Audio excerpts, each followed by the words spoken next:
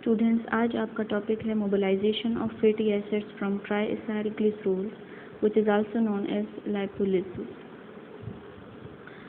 Okay, so lipolysis पे जाने से पहले let us know about lipids or fats.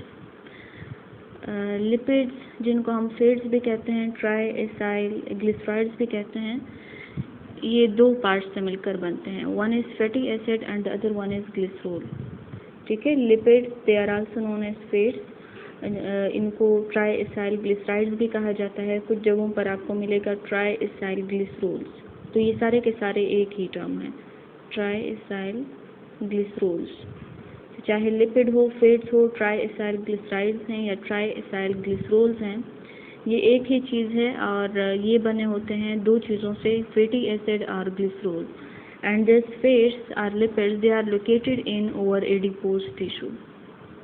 Adipose tissue जो हमारे स्किन के नीचे पाया जाता है, उसमें यूजुअली हमारे फैट्स जो एक्स्ट्रा, जो हम डाइट में खा लेते हैं, एक्स्ट्रा अमाउंट में होते हैं, तो वो स्टोर होते हैं हमारे एडिपोज टिश्यू में in the form of fats.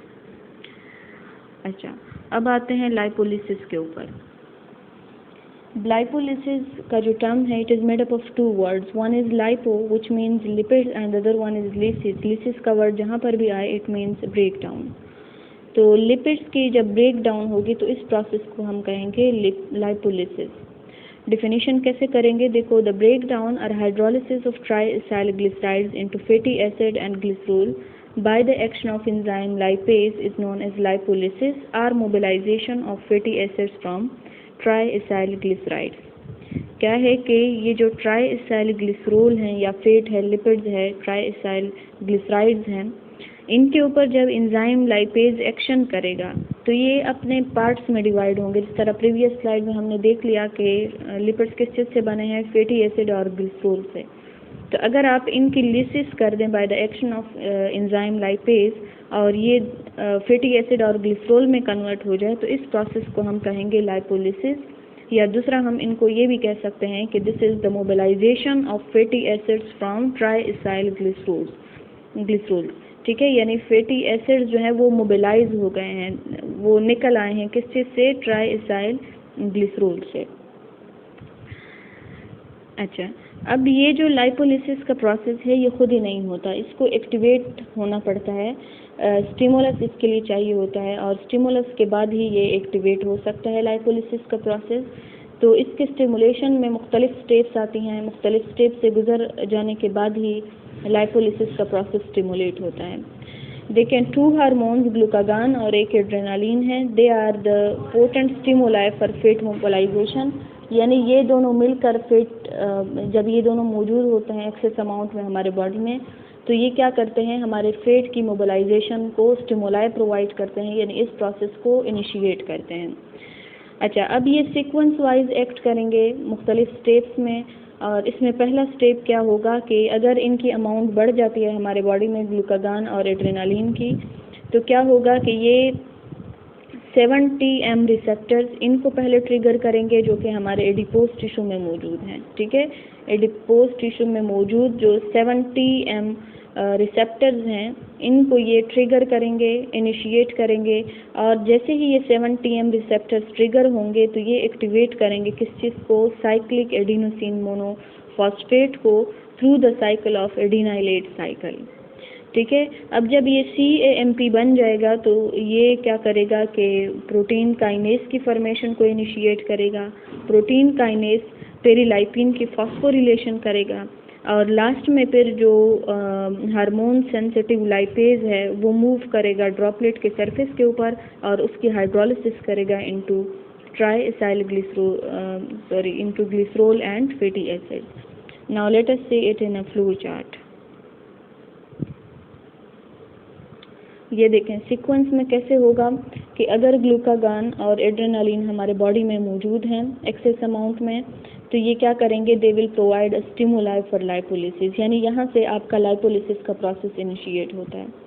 अच्छा, ये अगर मौजूद हैं तो ये पहले ट्रिगर करेंगे 70M मेम्ब्रेन रिसेप्टर्स को, और जैसे ही ये 70M मेम्ब्रेन रिसेप्टर्स इनिशिएट होंगे ये एडिनाइलेट साइकिल को ट्रिगर करेंगे, यानी इनके इनिशिएशन से ये वाला साइकिल शुरू हो जाएगा, एडिनाइलेट साइकिल शुरू हो जाएगा। एडिनाइलेट साइकिल क्या करेगा, वो एटीपी को कन्वर्ट करेगा CAMP में। CAMP is cyclic adenosine monophosphate. और एक दफ़ा ये CAMP बन जाए तो तब ये क्या करेगा, जो इनएक्टिव प्रोटीन काइनेज है ये इसे कन्वर्ट करेगा into active protein kinase molecule. इस तरीके से प्रोटीन काइनेज की एक्टिवेशन हो जाएगी। अब जैसे ही ये प्रोटीन काइनेज एक्टिवेट होगा, ये क्या करेगा, it in turns activate the inactive lipase into active lipase. ठीक है, इन एक्टिव प्रोटीन काइनेज की फॉर्मेशन क्या करेगी, वो इनएक्टिव लाइपेज की एक्टिवेशन करेगी और साथ में इसकी फॉस्फोरिलेशन भी करेगी। यहाँ पे आप देख रहे हैं इसके साथ P है, फास्फोरस इसके साथ अटैच कर दिया है और इस तरह के प्रोसेस को हम कहते हैं फास्फोरिलेशन। तो inactive lipase is converted into active lipase and also it is phosphorylated. अच्छा, अब ये वाला जब स्टेप एक्टिवेट हो जाए, so this is almost the final step. Active lipase क्या करेगा, लाइपेज लिपिड हाइड्रोलाइजिंग एंजाइम्स, तो ये लिपिड्स को यानी जो ट्राई इसाइल ग्लिसरोल हैं उनको हाइड्रोलाइज कर देगा, इनकी ब्रेक डाउन कर देगा into fatty acid and glycerol. और इस तरीके से इस पूरे सीक्वेंस के बाद हमारे पास स्पीड्स जो हैं वो डिवाइड हो गए हैं फैटी एसिड और ग्लिसरोल में, यानी उनकी मोबिलाइजेशन हो गई है या उनकी लाइपोलिसिस हो गई है into fatty acid and glycerol. अच्छा, यहाँ पे ये कुछ टर्म यूज़ हुए हैं। One is 7TM membrane receptor and the other one is cyclic CAMP। तो ये दो वर्ड्स क्या हैं, इनको क्लियर कर देते हैं। 7TM membrane receptor, this is actually it stands for 7 transmembrane receptor। इनको G protein coupled receptor भी कहा जाता है। और ये क्या है, they are the integral membrane proteins। ठीक है, सेल मेम्ब्रेन है, तो सेल मेम्ब्रेन जो है उसमें मुख्तलिफ, ये देखें ये जो ब्लू कलर का आपको नज़र आ रहा है, दिस इज सेल मेम्ब्रेन। और सेल मेम्ब्रेन में आप लोगों ने पढ़ा हुआ है कि उसमें मुख्तलिफ प्रोटीन्स अटैच्ड होते हैं। It is made up of lipids and proteins. तो इसमें कुछ प्रोटीन्स 7 ट्रांस मेम्ब्रेन प्रोटीन्स भी कहलाते हैं और इनकी इनिशिएशन ही लाइपोलिसिस के प्रोसेस को एक्टिवेट करती है। So this one is the 7 helix trans membrane receptor. As it structure is like a helix, helical structure है इसका, तो इस वजह से इसको 7 हेलिक्स ट्रांस मेम्ब्रेन रिसेप्टर भी कहा जाता है, या सिंपली इसको 7 ट्रांस मेम्ब्रेन रिसेप्टर भी कहते हैं, या इसको G प्रोटीन कपल्ड रिसेप्टर भी कहा जाता है। नेक्स्ट यहाँ पे जो टर्म यूज़ हुआ है CAMP का, तो CAMP का मतलब है साइक्लिक एडिनोसिन मोनोफॉस्फेट। ठीक है, एडिनोसिन मोनोफॉस्फेट जनरल टर्म है। एडिनोसिन मोनोफॉस्फेट का ये वाला स्ट्रक्चर है। अगर मोनोफॉस्फेट मीन कि अगर this portion is known as adenosine, अगर इसके साथ 1 फॉस्फेट ग्रुप अटैच्ड है तो इसको हम कहते हैं adenosine monophosphate. Mono means 1। If 1 phosphate is attached with the adenosine portion, then this is known as adenosine monophosphate। अब अगर ये स्ट्रेट चेन में है तो इसको हम कहते हैं सिंपली एडिनोसिन मोनोफॉस्फेट। अगर ये फॉस्फेट ग्रुप ऐसे साइक्लिक फॉर्म बना दे, ये जो शुगर का रिंग है, पेंटोज शुगर है उसका रिंग है, उसके साथ अगर इसने ऐसे साइक्लिक फॉर्म बना दिया है तो तब इसको हम कहते हैं कि ये साइक्लिक एडिनोसिन मोनोफॉस्फेट है। तो ये आपके हो गए हैं 7TM मेम्ब्रेन रिसेप्टर और CAMP। अब आगे जाते हैं। ओके, सो लाइपोलिसिस के रिजल्ट से we obtain 2 things, one is glycerol and the second one is fatty acid. अब आगे क्या होगा कि ये जो ग्लिसरोल और फैटी एसिड्स बन गए हैं या इनकी मोबिलाइजेशन हो गई है from the try acyl glycerol, आगे जाकर ग्लिसरोल ने अलग चीज़ें बनानी है, फैटी एसिड को अलग कुछ बनाना है। ठीक है, फैटी एसिड जो है ये मोस्टली जाते हैं टुवर्ड्स माइटोकॉन्ड्रिया और माइटोकॉन्ड्रिया में इनकी ऑक्सीडेशन होगी। ऑक्सीडेशन के रिजल्ट से ये क्या देंगे, हमें एनर्जी देंगे। और जो आपके ग्लिसरोल हैं, तो glycerol at the and they may be converted into glucose और they may be converted into pyruvate। ठीक है, दो चीज़ें जो हमारे पास बन गई हैं, ग्लिसरोल और fatty acid as a result of mobilisation of fatty acid from triacyl glycerol. They both have their separate fate. Fatty acid goes towards mitochondria, and in mitochondria their oxidation occur, as a result of which we obtained energy. Whereas this glycerol may be converted into glucose or pyruvate. आगे हमने detail से पढ़ना है कि किस किस तरीके से ये ग्लूकोज या पायरुवेट में कन्वर्ट होंगे। पहले पढ़ते हैं फेट ऑफ फैटी एसिड, यानी फैटी एसिड जो बन गया है उनका क्या फेट है, आगे जाकर उन्होंने क्या करना है। सो देखें fate of fatty acids, the fatty acids which are released from hydrolysis of triacyl glycerols, they are insoluble in blood plasma।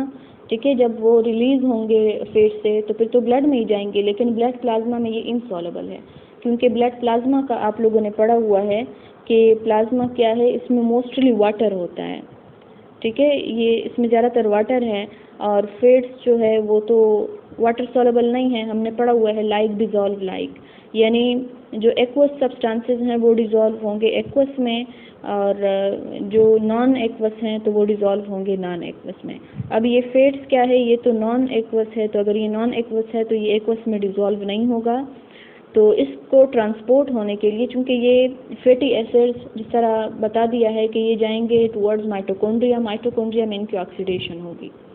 तो माइटोकॉन्ड्रिया तक जाने के लिए, मुख्तलिफ टिश्यूज़ तक जाने के लिए तो इसे ट्रांसपोर्ट होना पड़ेगा, और ट्रांसपोर्ट होने के लिए फिर ये खुद को बाइंड करते हैं with protein serum albumin. Serum में मौजूद जो एल्ब्यूमिन है उसके साथ ये फैटी एसिड खुद को अटैच कर देते हैं। सपोज दिस इज एल्ब्यूमिन, तो ये फैटी एसिड ने खुद को अटैच कर दिया है, तो इसके थ्रू ये जहाँ पर जाना चाहते हैं वहाँ पर फिर ये जाते हैं। अच्छा, अब जिस टिश्यू में ये जाएंगे, ठीक है, वहाँ पर इनकी ऑक्सीडेशन होगी, और ऑक्सीडेशन के रिजल्ट से हमें फिर एनर्जी मिलेगी। माइटोकॉन्ड्रिया में ये इसलिए जाएंगे क्योंकि ऑक्सीडेशन के लिए जितने भी एंजाइम चाहिए वो माइटोकॉन्ड्रियल मैट्रिक्स में ही मौजूद है, माइटोकॉन्ड्रियल मैट्रिक्स से बाहर नहीं है, तो इसलिए ऑक्सीडेशन के लिए इनका माइटोकॉन्ड्रियल मैट्रिक्स में जाना ज़रूरी है। अच्छा, अब माइटोकॉन्ड्रियल मैट्रिक्स में जाने के लिए, सपोज दिस इज माइटोकॉन्ड्रिया और ये है माइटोकॉन्ड्रियल मेम्ब्रेन। ठीक है, माइटोकॉन्ड्रिया का जो आउटर मेम्ब्रेन है। अब ये जो इसका आउटर मेम्ब्रेन है ये सेमी परमिएबल है, कुछ चीज़ों को तो अलाउ करता है कि वो इसके अंदर जाए, कुछ को अलाउ नहीं करता। ठीक है, और हमने क्या पढ़ लिया कि ये जो फैटी एसिड हैं इनको अंदर जाना है फॉर ऑक्सीडेशन। अब जाने के लिए क्या है कि अगर ये फैटी एसिड्स की चेन लेंथ ये 12 है या 12 से कम कार्बन पर मुश्तमिल है तो वो इजीली माइटोकॉन्ड्रिया को क्रॉस कर सकते हैं, लेकिन अगर ये ग्रेटर देन 12 है तो तब ये माइटोकॉन्ड्रियल मेम्ब्रेन को क्रॉस नहीं कर सकते, और इनके लिए फिर अलग एक कार्निटीन शटल है, कार्निटीन शटल मैकेनिज्म है इन द माइटोकॉन्ड्रियल मेम्ब्रेन, जिसके थ्रू फिर ये ग्रेटर देन 12 वाले जो फैटी एसिड्स हैं वो फिर एंटर होंगे। आगे हमने इसका डिटेल में पढ़ना है। अच्छा, नेक्स्ट है आपका फेट ऑफ ग्लिसरोल। जो ग्लिसरोल बन गया है लाइपोलिसिस के रिजल्ट से, अब उसका क्या होगा। फैटी एसिड का हमने पढ़ लिया है कि उसकी ऑक्सीडेशन होगी माइटोकॉन्ड्रिया में। ग्लिसरोल का क्या होगा, देखें ग्लिसरोल जो है जो एडिपोज टिश्यू से रिलीज हो गया है as a result of lipolysis, अब वो एडिपोसाइट्स यानी वहाँ पे मौजूद जो वही फैट सेल्स हैं वहाँ पे इसकी मेटाबॉलिज्म नहीं हो सकती, क्योंकि वहाँ पर ग्लिसरोल काइनेज एंजाइम मौजूद नहीं है, और ये ग्लिसरोल काइनेज एंजाइम ये ग्लिसरोल की मेटाबॉलिज्म के लिए ज़रूरी है। तो क्या होगा कि इसे जाना होगा किसी ऐसी जगह पर जहाँ पर इसके लिए ग्लिसरोल काइनेज एंजाइम मौजूद हो और वो इनकी मेटाबॉलिज्म कर सके। अब ये क्या करते हैं, दे मूव टूवर्ड्स लिवर। ठीक है, लिवर में इसकी फॉस्फोरिलेशन होगी और ऑक्सीडेशन होगी into dihydroxy acetone phosphate. Liver में वो सारी चीज़ें मौजूद हैं जो ग्लिसरोल की मेटाबॉलिज्म के लिए ज़रूरी हैं। So that's why this glycerol will move towards liver from the adipose tissue. ठीक है, from the adipose tissue they move towards liver. In liver all the enzymes are present which are required for glycerol metabolism। अच्छा, अब liver में जाकर मुख्तलिफ steps होंगे और उन स्टेप्स से गुजर कर फिर एंड में इसका प्रोडक्ट बनेगा। ठीक है, क्या क्या स्टेप्स होंगे। पहला स्टेप होगा phosphorylation and oxidation of into dihydroxy acetone phosphate. This glycerol is converted into dihydroxy acetone phosphate. Then this dihydroxyacetone phosphate is isomerizes into glycerol 3-phosphate, and then this glycerol 3-phosphate may be converted into pyruvate if it pass through glycolysis, and it may be converted into glucose if it pass through glyconeogenesis. जो भी enzymes इनके लिए suitable होंगे उस pathway के through वो या तो पायरुवेट बनाएगा या फिर ग्लूकोज बनाएगा। इसका फ्लो चार्ट देखते हैं।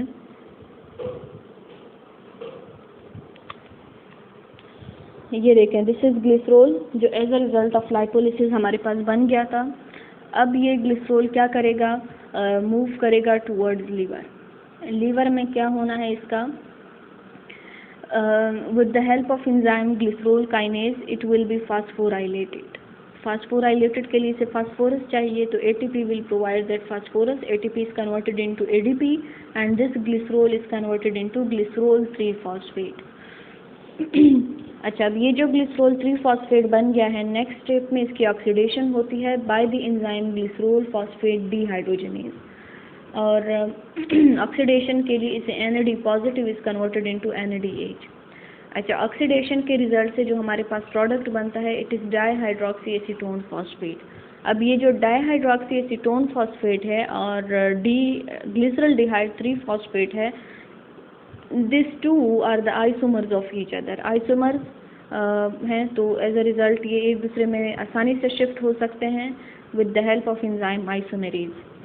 अच्छा, जब ये ग्लिसरल डिहाइड 3-phosphate के फॉर्म में होगा तो ये 2 पाथवे के थ्रू अपना प्रोडक्ट बना सकता है।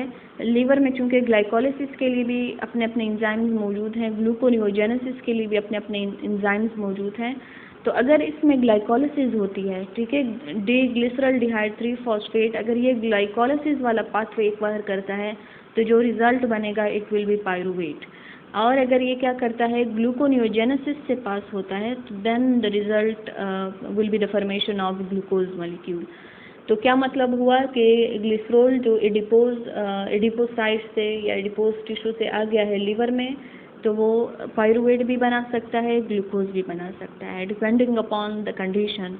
अगर इसके लिए कंडीशन सूटेबल है तो पायरुवेट बनेगा, and if the conditions for gluconeogenesis is possible then glucose will be formed.